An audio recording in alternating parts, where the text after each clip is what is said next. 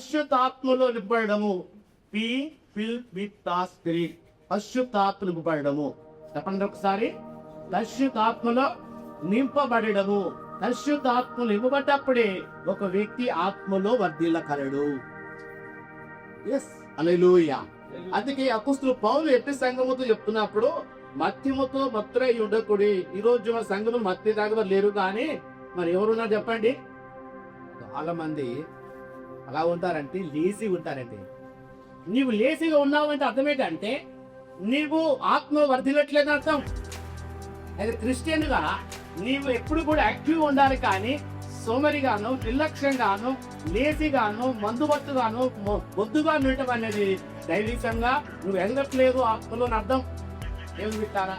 నిజంగా వర్ధిల్లటం అంటే అర్థం ఏంటంటే సో నువ్వు గొప్పవాడు పెద్ద బిల్డింగ్ అక్కడ కాదు, కానీ నీ ఆధ్యాత్మిక జీవితంలో పరిశుద్ధాత్మలు పడినప్పుడు నీవేం కలుగుతుంది అంటే ఆత్మీయమైన ఫలాలు కనబడతాయి. ఆమేన్. ఆత్మీయ ఫలాలు కనబడుతున్నాయి అంటే నువ్వు నిజంగా ఆత్మలో వర్ధిల్లుతున్నావని అర్థం. దేవునికి స్తోత్రం.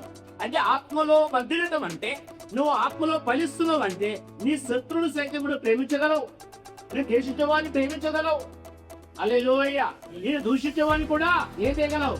క్షమించి ప్రేమించగలవు. ఇంత అవసరం ప్రార్థన చేయడం జీవించగలవు అని. ఇది ఆత్మ ఎదిగిన వారు. అది చెప్పండి. ఇప్పుడు మీరు చెప్పండి. ఇప్పుడు మీరు నిజంగా మీరు ఎవరైనా ఒక మాట అంటే, ఎవరైనా దూషిస్తే, ఎవరైనా మీకు చెప్పుగా మాట్లాడితే, ఎవరైనా చీపుగా మీ గురించి మాట్లాడితే మీ ఏజ్ ఎలా ఉంటుంది? మీ స్పందన? ఒకవేళ క్రైస్తవులుగా ఏమైనా మాట్లాడకూడదు, లేవన్నీ దూషించకూడదు అని ఒక భయం ఉంటే మౌనం ఉండొచ్చు, కానీ అంతరంగములు ఎలా ఉంటున్నావు?